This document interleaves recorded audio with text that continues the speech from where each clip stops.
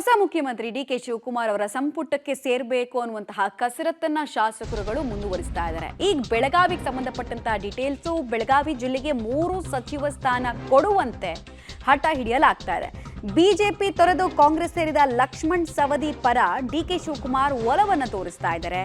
ಸವದಿ ತಪ್ಪಿದ್ರೆ ಆಪ್ತ ಶಾಸಕನಿಗೆ ಮತ್ತೊಂದು ಅವಕಾಶ ಕೊಡೋದಕ್ಕೆ ಪ್ಲಾನ್ ಮಾಡ್ಕೊಳ್ತಾ ಇದ್ದಾರೆ. ಮಹಿಳಾ ಲಿಂಗಾಯತ ಕೋಟಾದ ಅಡಿ ಹೆಬ್ಬಾಳ್ಕರ್ಗೆ ಮಂತ್ರಿಗಿರಿ ಭಾಗ್ಯ ಸಿಗುತ್ತಾ? ಹಾಗಾದ್ರೆ ಡಿ.ಕೆ. ಶಿವಕುಮಾರ್ ಕೋಟಾದ ಅಡಿಯಲ್ಲಿ ಲಕ್ಷ್ಮಣ್ ಸವದಿ ಅಥವಾ ಲಕ್ಷ್ಮೀ ಹೆಬ್ಬಾಳ್ಕರ್ಗೆ ಗ್ರೇಟರ್ ಚಾನ್ಸ್ ಇದೆ ಅಂತ ನೋಡಿ. ಇಲ್ಲಿ ತನಕ ಬೆಳಗಾವಿ ಭಾಗದಿಂದ ಸಚಿವರಾಗಿರೋದು ಅಂದರೆ ಈ ಸಲ ಹೊಸ ಕ್ಯಾಬಿನೆಟ್ನಲ್ಲಿ ಸಚಿವರಾಗಿರೋದು ಜಸ್ಟ್ ಸತೀಶ್ ಜಾರಕಿಹೊಳಿ ಅಷ್ಟೇ. ಬಟ್ ರೆಪ್ರೆಸೆಂಟೇಷನ್ ಸರಿಯಾಗಿ ಆಗ್ತಿಲ್ಲ. ಬೆಳಗಾವಿನಲ್ಲಿ 11 ಜನ ಕಾಂಗ್ರೆಸ್ನ MLAಗಳಿದ್ದಾರೆ. 11ರಲ್ಲಿ 2 ಮಿನಿಸ್ಟರ್ ಮಾಡಿಬಿಟ್ರೆ ಹೆಂಗೆ ಕತೆ ಅಂತ ಲಾಸ್ಟ್ ಟೈಮ್ ರೆಪ್ರೆಸೆಂಟೇಷನ್ ಬಗ್ಗೆನೇ ಅಸಮಾಧಾನ ಇತ್ತು. ಸಿದ್ದರಾಮಯ್ಯ ಅವರ ಸಂಪುಟದಲ್ಲಿ 2 ಬೆಳಗಾವಿ ನಾಯಕರಿಗೆ ಅವಕಾಶ ಇತ್ತು. ಒಂದು ಲಕ್ಷ್ಮೀ ಹೆಬ್ಬಾಳ್ಕರ್, ಇನ್ನೊಂದು ಸತೀಶ್ ಜಾರಕಿಹೊಳಿ. ಬಟ್ ಈ ಸಲ 3 ಜನಕ್ಕೆ ಕೊಡಿ ಅವಕಾಶ ಅಂತ ಈಗಾಗಲೇ ಸತೀಶ್ ಜಾರಕಿಹೊಳಿಗೆ ಮಂತ್ರಿಗಿರಿ ಸಿಕ್ಕಿದೆ. ಡಿ.ಕೆ. ಕೋಟಾದ ಅಡಿಯಲ್ಲಿ ಒಬ್ಬರಿಗೆ ಚಾನ್ಸ್ ಅನ್ನಲಾಗ್ತಾ ಇದೆ. ಇನ್ನು ಉಳಿದಂತಹ ಇನ್ನೊಂದು ಕೋಟಾದ ಅಡಿಯಲ್ಲಿ ನಮಗೆ ಚಾನ್ಸ್ ಸಿಗಬಹುದು ಅನ್ನೋ ಲೆಕ್ಕಾಚಾರದಲ್ಲಿ ಅಶೋಕ್ ಪಟ್ಟಣ್ ಇದ್ದಾರೆ. 3 ಸಲ MLA. ಮಹಂತೇಶ್ ಕೌಜುಗಿ ಇದ್ದಾರೆ. ಸಿದ್ದರಾಮಯ್ಯ ಅವ್ರ ಜೊತೆಗೆ ಉತ್ತಮ ಬಾಂಧವ್ಯವನ್ನ 4 ಜನ ಆಸ್ಪಿರೇಟ್ಸ್ ಅಂತೂ ಹೊಂದಿದ್ದಾರೆ. ಅಶೋಕ್ ಪಟ್ಟಣ್ಣು, ಆಮೇಲೆ ಈ ಕಡೆಗೆ ಮಹಂತೇಶ್ ಕೌಜಲಗಿ, ರಾಜು ಕಾಗೆ, ಇವರೆಲ್ಲರೂ ಕೂಡ ಪ್ರಯತ್ನವನ್ನು ಪಡ್ತಾ ಇದ್ದಾರೆ. ಗಣೇಶ್ ಹುಕ್ಕೇರಿ ಕೂಡ ಇದ್ದಾರೆ. ಸೊ ಯಾರಿಗೆ ಅವಕಾಶ ಅನ್ನೋದನ್ನ ನೋಡಬೇಕಾಗತ್ತೆ.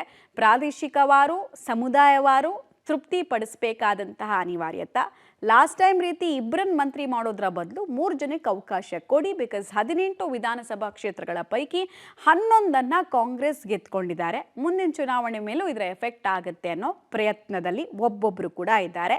ರಾಮದುರ್ಗದ MLA ಅಶೋಕ್ ಪಟ್ಟಣ್ ಅಂತೂ ಬಹಿರಂಗವಾಗಿ ಮಾತಾಡ್ತಾ ಇದ್ದಾರೆ. ದೆಹಲಿಗೆ ಆಗಾಗ ಹೋಗಿ ಬರ್ತಾ ಇದ್ದಾರೆ. ಹೈಕಮಾಂಡ್ ಬಳಿ ಸೀನಿಯಾರಿಟಿಯನ್ನು ಕ್ಲೇಮ್ ಮಾಡ್ತಾ ಇದ್ದಾರೆ. ಅದು ಬಿಟ್ಟರೆ ಲಕ್ಷ್ಮಣ್ ಸವದಿ ಹಿಂದೆ DCM ಕೂಡ ಆಗಿದ್ರು ಬಿಜೆಪಿ ಅವಧಿಯಲ್ಲಿ, ಅವರು ಕೂಡ ಮುಂಚೂಣಿಯಲ್ಲಿದ್ದಾರೆ. ಹೇಳ್ತಾರೆ I wanted to make a minister but I don't have substitute chief whip ಅಂತಾರೆ. ಯಾಕಂದ್ರೆ ನಾನು ಭಾಳ ಸೀನಿಯರ್ ಇದ್ದೀನಿ, ಎಲ್ಲ ಮಂತ್ರಿಗಳು ಕಂಟ್ರೋಲ್ ಮಾಡೋ ಕೆಪಾಸಿಟಿ ನನಗಿದೆ. ಅದಕ್ಕೆ ಸಮಯ ಬಂದಾಗ ನಿನ್ಗೆ ಮಂತ್ರಿ ಮಾಡ್ತೀನಿ ಅಂತ ಅವರು ಹೇಳಿದ್ದಾರೆ, ಡಿ.ಕೆ. ಶಿವಕುಮಾರ್ ಹೇಳಿದ್ದಾರೆ. ಬೆಳಗಾವಿ ಜಿಲ್ಲೆ ಒಟ್ಟು 3 ಕೊಡು ಅಂತ ಹೇಳಿದ್ದೀವಿ. ನೆನ್ನೆ ಕೂಡ ಹೇಳಿದ್ದೀವಿ, ಎಲ್ಲ ಶಾಸಕರು ಮೀಟ್ ಮಾಡಿ.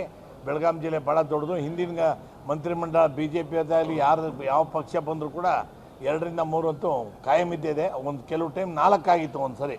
ಹಾಗಾಗಿ 3 ಕೊಡಲೇಬೇಕು ಅಂತಂದರೆ ಆಯಿತು ಮಾಡೋಣ ಅಂತ ಹೇಳಿದ್ದಾರೆ, ಡಿ.ಕೆ. ಶಿವಕುಮಾರ್ ಹೇಳಿದ್ದಾರೆ.